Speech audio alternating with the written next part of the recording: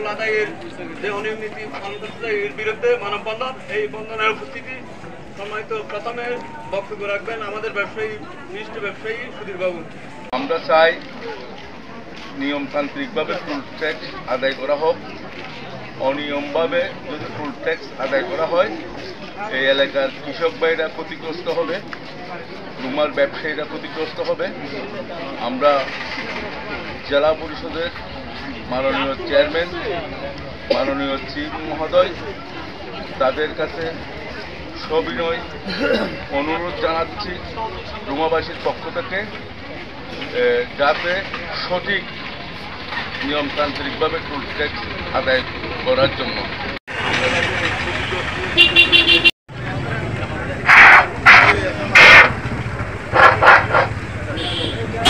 ফকিন্দিরি মুরুং বাজার সদরঘাট ধরে সাদাবাদের মতো যে টাকা তুলতেছে এর বিরুদ্ধে আজকের এই প্রতিবাদে এখন বক্তব্য রাখেন আমাদের বিশিষ্ট ব্যবসায়ী।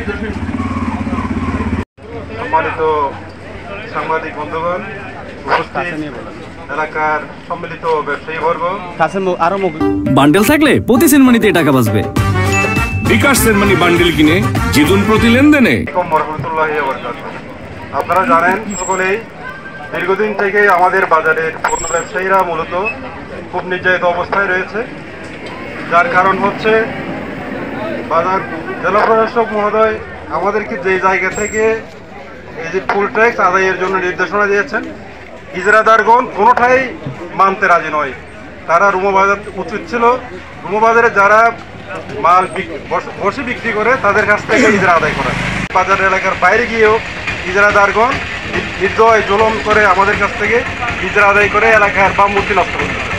অতএব আমরা আশা করব সাংবাদিকরা জাতির বিবেক আপনাদের মাধ্যমে পুরা বাংলাদেশকে অবহিত করতে চাই। এটা বাংলাদেশের কোনো নিয়ম নীতি নয়।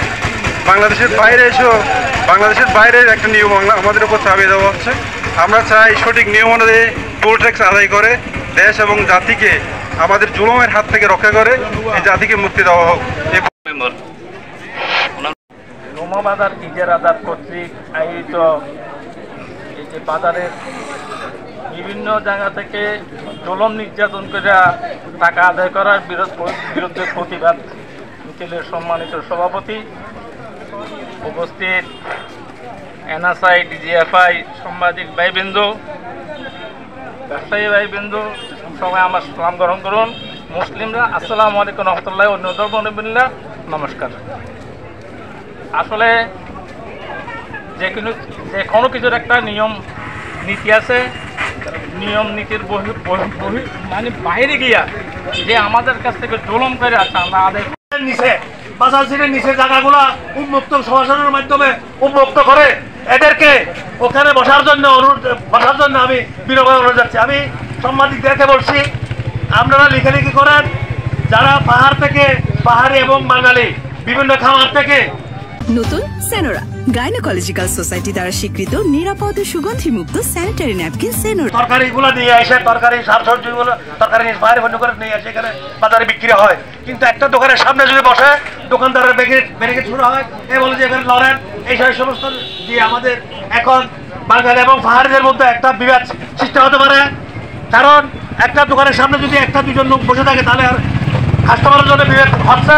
তাই বলে ওখানে তাদের নির্দিষ্ট জায়গার মধ্যে কয়েকজন লোক ওটা নির্ধারণ করে রেখে জোর করে রেখে 7-8 জন লোকের জন্য আমরা পুরো রুমা উপজেলার পাহাড়ি জনগণের সাথে আমরা করতে চাই, ঝগড়া বাজাতে চাই না এবং বামমতি নষ্ট করতে চাই না। আমি সাংবাদিকদের অনুরোধ করব যে বাজার শেরের যেটা রেস্ট হাউস এটাকে নাম ফাল্লাইয়ে মেয়াকুঞ্জ এবং উপরে তারা যে ওখানে বাসা ভাড়া দিয়েছে ওইটা আইনের বহভূত এবং জেলা পরিষদের আইনের বহভূত। আমি প্রশাসনের দিকে আকর্ষণ করছি, আমাদের এইগুলা খতিয়ে দেখে জেলা পরিষদ কর্তৃক ইজারাদারকৃত সব ইজারাকৃত তাদের শর্তের মধ্যে কি আছে শর্তগুলো দেখে এই যে ব্যবস্থা করার নেওয়ার জন্য আমি সমস্ত গোয়েন্দা বিভাগ, ডিএসবি এবং সাংবাদিকদেরকে লিখালিখি করার জন্য আমি বিনয় অনুরোধ জানাচ্ছি।